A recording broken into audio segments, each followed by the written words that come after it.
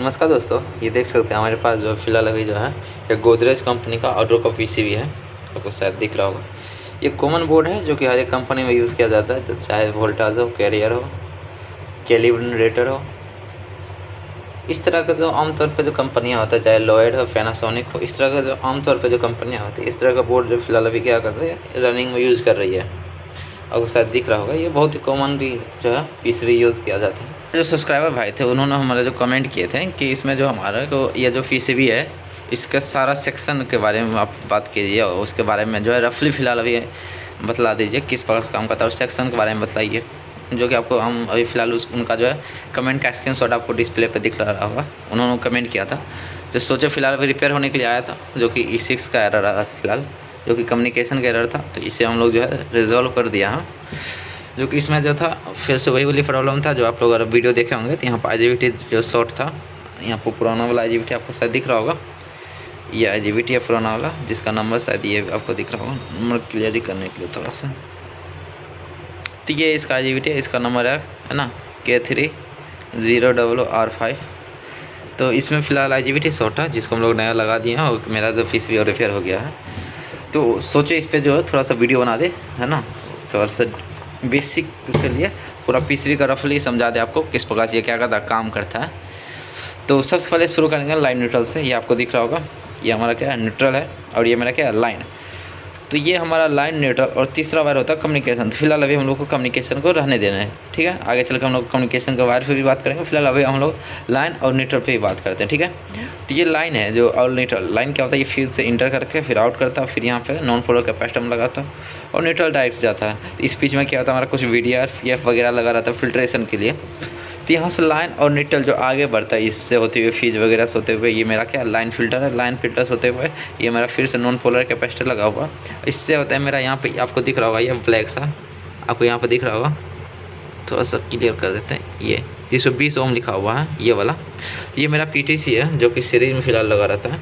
जो PTC और relay के थ्रू, ठीक है, यहाँ से आगे बढ़ता है इतना जो सर्किट है, और यहाँ से होते हुए इसकी ये मेरा क्या है हिस्ट्रिंग है। इसी नीचे जो है मेरा ब्रिज रेक्टिफायर है, यहाँ पर आपको शायद दिख रहा होगा, ये ब्रिज रेक्टिफायर का सिंबल है। थोड़ा सा पीछे से पलटे यहाँ पे, ये क्या हुआ यहाँ दिख रहा है लाइन न्यूट्रल। ये दोनों पीस इनपुट में क्या है, यहाँ सिंबल भी बनाया हुआ है। तो ये इनपुट सी रहा है लाइन न्यूट्रल। तो यहाँ से क्या होता है, इस प्रकार से इन करता। तो लाइन न्यूट्रल जहाँ इन हुआ, जैसे यहाँ पे लिखा हुआ लाइन और न्यूट्रल, तो यहाँ से इन होने के बाद जिस प्रकार से यहाँ पे ट्रैक दिख रहा होगा आपको, ट्रैक गया है और यहाँ पे रेक्टिफायर तक। इस जो बीच में ये जो सर्किट है, इसको हम लोग बोलते हैं फिल्ट्रेशन सर्किट। ये क्या करता है, लाइन न्यूट्रल AC में जो वोल्टेज होता है उसको फिल्टर करने का काम करता है। जो हमारा है ना एक्स्ट्रा नॉइजेज होता है, जैसे वोल्टेज एक्स्ट्रा हाई वोल्टेज से प्रोटेक्शन करता है ना। उसके बाद हमारा फ्रीक्वेंसी है ना, जो फ्रीक्वेंसी 50 से जाना चाहिए उतना ही आ रहा है कि नहीं, कि ज़्यादा फ्रीक्वेंसी तो नहीं आ रहा। इस तरह का जो नॉइज होता है फिल्ट्रेशन करने का क्या करता है, ये काम करता है। तो इस प्रकार से फ़िलहाल अभी हम लोग रफली बात कर रहे हैं। अगर आप लोग कमेंट कीजिएगा इसका डिटेल है ना बात कीजिए, तो हम लोग उस पर भी बात करेंगे। फिलहाल अभी आप लोग रफली समझिए इस प्रकार से काम करता है। जब यहाँ पर लाइन न्यूट्रल हम लोग इन करते हैं, ठीक है, क्या होता है, फिल्टर होने के बाद इस ब्रिज रेक्टिफायर पर इन हो जाता है और इन होने के बाद यहाँ से क्या होता है, DC आउट करता है वोल्टेज, जो कि आपको शायद दिख रहा होगा। थोड़ा सा लाइट चमक रहा है, इसके लिए माफ़ करिएगा। तो यहाँ पे देख सकते हैं आपको ब्रिज रेक्टिफायर दिख रहा होगा। यहाँ से जब प्लस माइनस निकलता है तो यहाँ से होते हुए है ना इस रिएक्टर, यहाँ पर आपको रिएक्टर दिख रहा होगा, ये वाला रिएक्टर है, ठीक है। और रिएक्टर से होते ही अब पैरेलल में लगा हुआ मेरा ये IGBT, जो कि आपको शायद दिख रहा होगा ये वाला। और उसके बाद यहाँ पर एक डायोड लगा हुआ शॉर्ट की। ये होता है शॉर्ट की डायोड, आपको हमेशा याद रखना है, नॉर्मल डायोड नहीं रहता। नॉर्मल डायोड और शॉर्ट की डायोड में क्या अंतर रहता है, अगर आप लोग कमेंट कीजिएगा उस पर भी हम लोग क्या करेंगे, बात करेंगे। तो यहाँ पे ये मेरा फ़िलहाल अभी क्या शॉर्ट की डायोड यूज़ किया गया है। तो ये डायोड से होते हुए फिर यहाँ पे जो मेन फिल्टर कैपेसिटर बड़ा आपको देख रहा होगा, 2 पैरेलल में लगाया गया है। 2 पैरेलल में क्या किया, कैपेसिटर लगाया गया, जिससे यहाँ पे शुद्ध DC 300 वोल्ट बन जाता है। यहाँ पे देखिए ये जो बड़ा आपको कैपेसिटर दिख रहा होगा, मेन फिल्टर कैपेसिटर ये।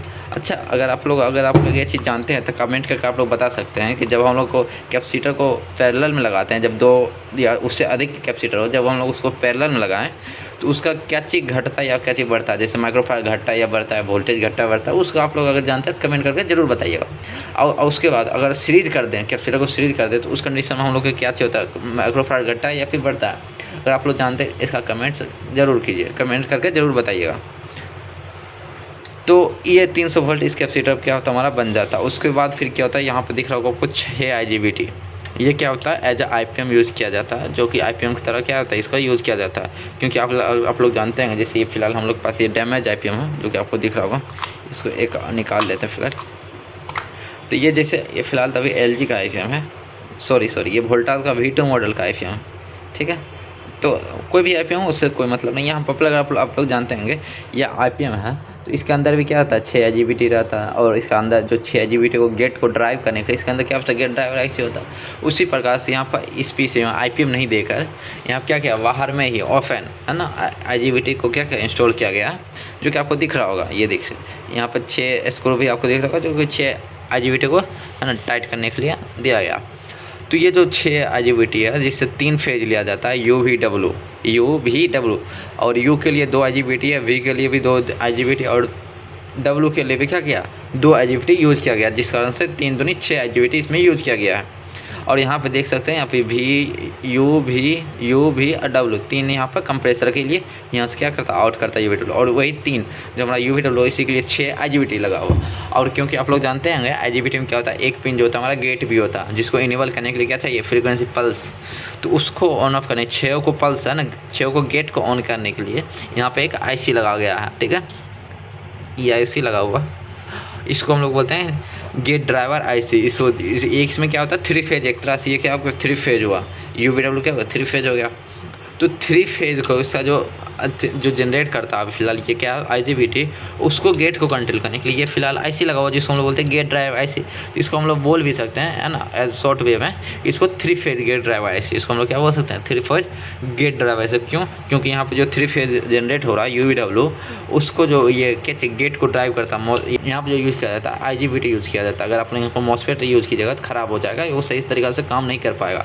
तो आपको ये चीज़ ध्यान रखना कि आप हमेशा क्या लगाएं, IGBT लगाएं। अगर आप लोग कमेंट करके बताइएगा कि IGBT और MOSFET में क्या डिफरेंस होता है, तो उस पर वीडियो बनाए, तो उससे भी हम लोग ज़रूर वीडियो बनाएं। फर्स्टली आप लोग क्या कीजिए, कमेंट कीजिए। तो यहाँ पे ये जो IC है, इसको क्या करता है, इसको गेट को ड्राइव करता है, लेकिन ये खुद ही ड्राइव नहीं करता, इसको भी कंट्रोल करने के लिए इस पर जो पहले जो इन होगा, फिर जाके ये क्या करेगा, इसको जो IGBT है 6 को वो आउट करेगा गेट के लिए। तो इसको इन होने के लिए यहाँ पर जो है इसका पिन नंबर 2 से लेकर 7 तक, या IC का पिन नंबर 2 से लेकर 7 तक यहाँ पर कुछ रजिस्टर वगैरह लगा हुआ सीरीज में, तो वो 6 सिग्नल होते हैं। क्या होता है, 6 सिग्नल, जिसको ये जो है मेन IC आपको दिख रहा होगा, इसको हम लोग बोलते हैं मेन IC या फिर माइक्रो कंट्रोलर यूनिट, MCU या फिर माइक्रो कंट्रोलर यूनिट। MCU का पूरा नाम होता है माइक्रो कंट्रोलर यूनिट, आपको ये ध्यान रखना है। तो ये क्या करता है, यहाँ से इस ट्रैक आपको दिख रहा होगा, ये जो लाइन दिख रहा जा रहा है आपको, ये ट्रैक आपको दिख रहा है, यहीं से 6 पल्स जो होते इसे IC में इन करता है, आपको दिख रहा होगा। और 6 सिग्नल जो होता है UVW प्लस, UVW नेगेटिव मतलब माइनस, तो UVW प्लस और UVW माइनस इसमें इन होता है। उसी प्रकार से यहाँ पर उसी सीक्वेंस में, सेम सीक्वेंस में क्या करता है कि यहाँ पर ये 6 IGBT गेट को ड्राइव करता है। आपको एक चीज़ आपको ये ध्यान रखना है कि ये जो जिस प्रकार से इसमें सिग्नल जो इन होता है, मान चलते फिलहाल मान चलते हैं, ऐसा होता नहीं लेकिन मान चलते हैं, अगर इसमें इन हो रहा 50 हर्ट्ज का फ्रीक्वेंसी, ये भी आउट भी करेगा 85 हर्ट्ज का फ्रीक्वेंसी। ये नहीं कि फ्रीक्वेंसी क्या करेगा, बढ़ा देगा कि 50 लगा रहे थे 75 आउट करेगा, इस प्रकार से कुछ भी नहीं होगा। ये कहने का मतलब मेरा ये है कि जितना हर्ट्ज का फ्रीक्वेंसी इसमें इन करेगा उतना ही हर्ट्ज का ये आउट करेगा।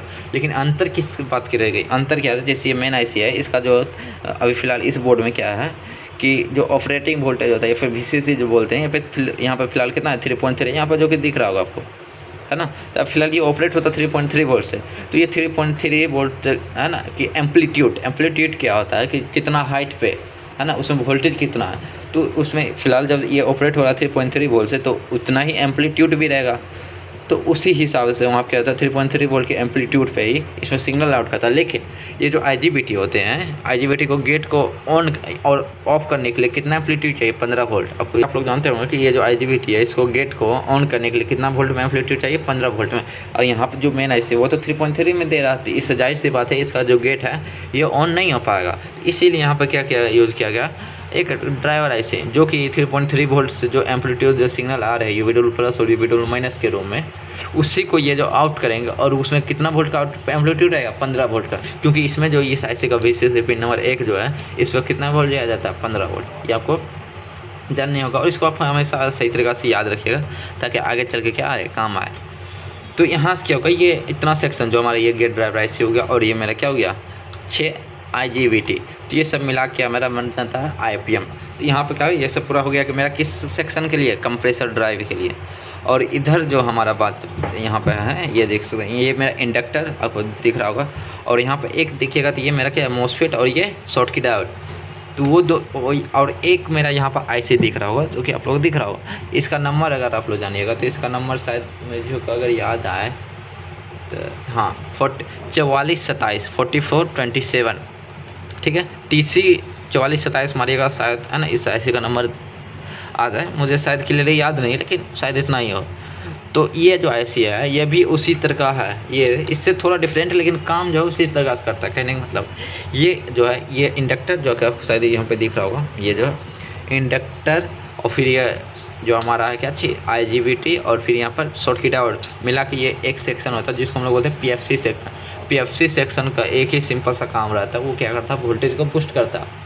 ये जो हमारा इंडक्टर है ये किसी किसी बोर्ड में क्या होता है, बाहर देता है, जो कि इस पर दिख रहा होगा, किसी किसी में बोर्ड का इंसर्ट ही कर देता है, अंदर ही डाल देता है, जो कि यहाँ पर है।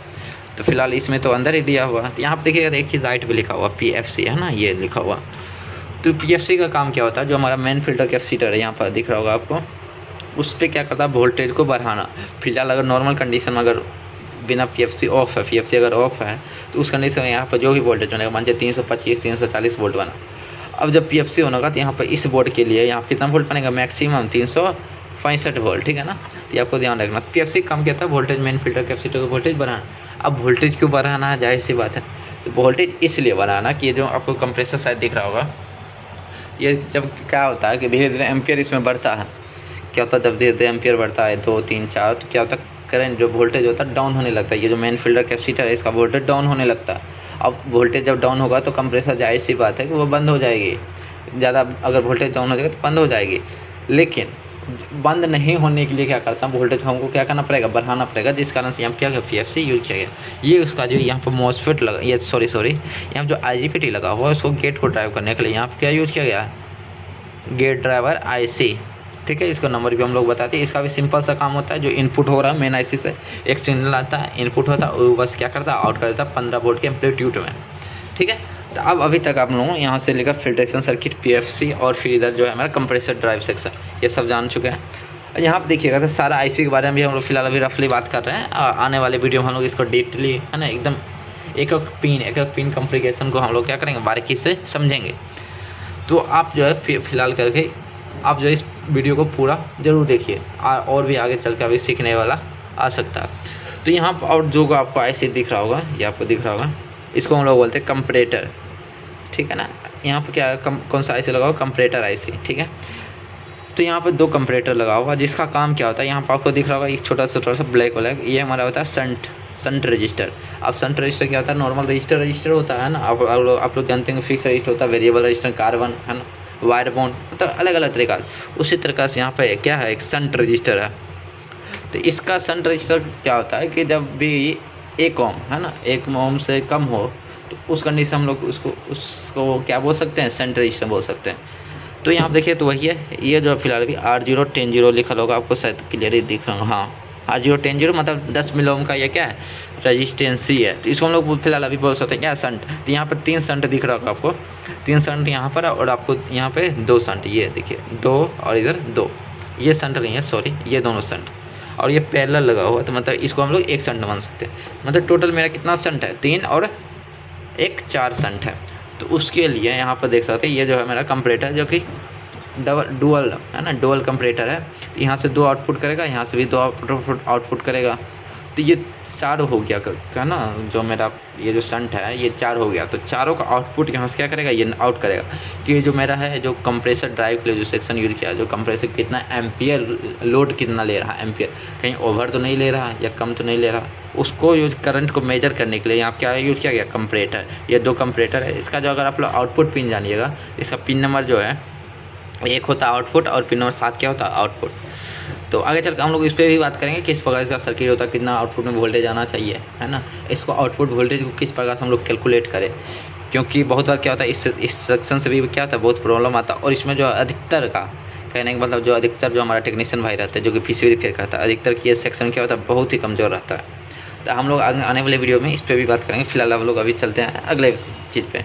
यहाँ अब क्या होता है, ये जो आप लोग समझ गए होंगे, अब यहाँ पर आगे आएंगे तो हम लोग यहाँ पर देखिए तो SMPS हो गया, ठीक है। इसको हम लोग बोलते हैं कंपरेटर सेक्शन या करंट सेंस सेक्शन हम लोग बोल सकते हैं। सो करंट सेंस यहाँ क्या करता है, करंट को मेजरमेंट करने का काम करता है, इसीलिए हम लोग करंट सेंस बोल सकते हैं। और इतना यहाँ से दिख रहा होगा आपको, ये जो है ये हो गया मेरा SMPS, शायद आपको दिख रहा होगा क्लियरली, ये हो गया SMPS। यहाँ पर दिख रहा होगा आपको ये SM ट्रांसफार्मर, ये मेरा स्विचर IC है। और यहाँ पर मेरा क्या है, ये कुछ रेगुलेटर, यहाँ पर 2 डायोड लगा हुआ, और ये मेरा फीडबैक के लिए कपलर लगा हुआ, ऑप्टो कपलर।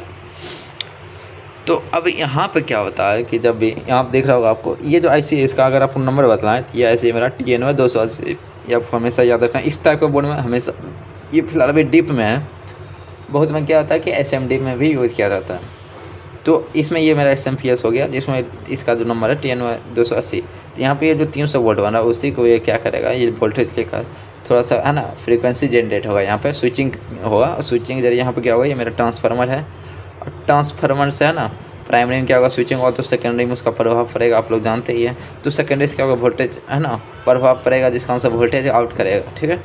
अब वोल्टेज आउट करेगा, उसको DC करने के लिए यहाँ डायोड और कुछ कैपेसिटर वगैरह DC कर लिए लगा दिए हैं, तो DC हो गया। उसके बाद हम लोग वोल्टेज कम करना फिक्स वोल्टेज में, यहाँ पे 2 रेगुलेटर लगाया गया, जो कि एक रेगुलेटर इधर का जो पहला रेगुलेटर है आपको दिख रहा है ये वाला, ये 15 वोल्ट आउट करेगा, और ये जो है 3.3 जो कि 15 वोल्ट किस पे चल जाएगा, इस पे, ये जो हमारा 3 फेज गेट ड्राइव IC इस पर चल जाएगा 15 वोल्ट। और यहाँ पर जो ये मेरा गेट ड्राइव IC FEFC का उस पर भी 15 वोल्ट क्या होगा, चला जाएगा, आपको ध्यान रखना हमेशा। और ये जो 3.3 वोल्ट है ये मेरा किस में जाएगा, यहाँ पर क्या आपको दिख रहा होगा, ये जो है माइक्रो कंट्रोल यूनिट में जाएगा, और ये 3.3 कंपरेटर, दोनों कंपरेटर पर भी जाएगा। और वही 3.3 इस कपलर वगैरह पर भी ऑन करने के लिए भी जा सकता है।